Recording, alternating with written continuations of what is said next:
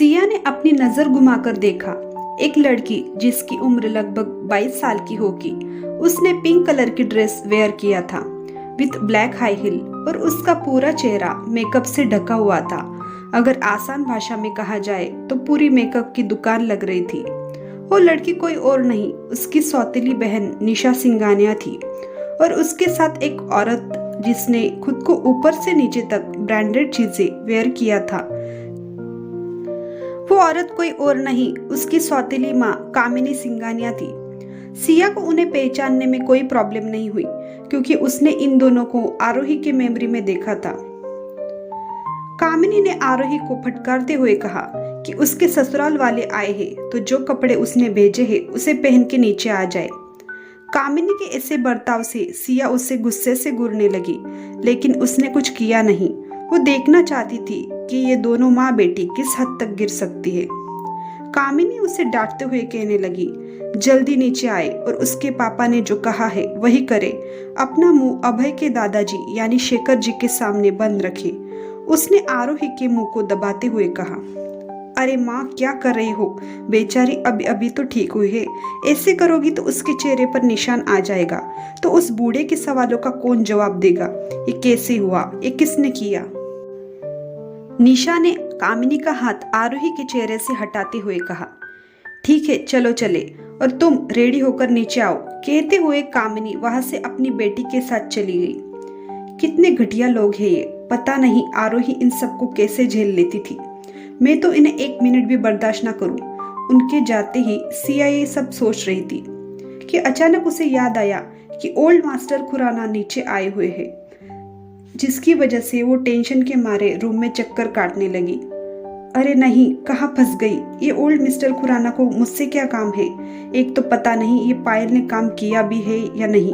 कैसे पता करूं? मेरे पास तो फोन भी नहीं है कि उससे कांटेक्ट कर सकूं। पहले नर्स थी तो उसके फोन से हो जा रहा था, लेकिन अब तो वो भी नहीं है। सिया मन में खुद से बोल रही थी। तभी उसके रूम में एक सर्वेंट आती है जिसकी उम्र लगभग 70 के आसपास होगी, जिसे देख सिया को याद आता है कि एक यही औरत थी जो आरोही को उसके माँ गुजरने के बाद उसका ख्याल रखती थी। इतनी उम्र होने के बाद भी उसके कामों में हेल्प कर देती थी। आरू बच्चा, ये लीजिए, मैडम ने आपके लिए ड्रेस भिजवाया है। उस औरत की आवाज कान में पड़ते ही सिया होश में आई। उसने मुस्कुराते हुए उनके हाथ से ड्रेस ले लिया। बेटा आप ठीक हो ना? उस औरत ने चिंता के स्वर में कहा। जी लीना आंटी, मैं बिल्कुल ठीक हूँ। सिया ने उनकी आंखों में अपने लिए फिक्र देख मुस्कुराते हुए जवाब दिया। आंटी मुझे आपकी हेल्प की जरूरत है, सिया ने लीना से कहा। सिया की बात सुन लीना उसकी तरफ देखने लगी जैसे वो पूछ रही हो उसकी क्या हेल्प कर सकती है। आंटी क्या मुझे आपका फोन मिल सकता है? वो मुझे अपनी दोस्त को एक जरूरी कॉल करना है। मेरा फोन तो आप जानती है ना, पापा ने छीन लिया है। सिया ने आस भरी नजरों से उनकी तरफ देखते हुए कहा। आंटी ने आरोही को एक बार देखा, फिर मुस्कुराते हुए अपनी छोटे से बैग से फोन निकाल कर दे दिया। सिया ने फोन लेकर अपनी दोस्त को कॉल किया और उससे पूछा कि सारे अरेंजमेंट हुआ है कि नहीं, तो पायल ने उसे कह दिया कि सब हो गया है, बस तुम जिस दिन बोलोगी उस दिन मैं तुम्हारी टिकट करवा दूंगी, पायल ने हंसते हुए कहा। तो सिया ने आज ही करने को कहा और उसे एयरपोर्ट पर मिलने को कहकर फोन रख दिया। बेटा आप कहीं जा रहे हो? लीना ने एयरपोर्ट का नाम सुनते ही आरोही से सवाल किया।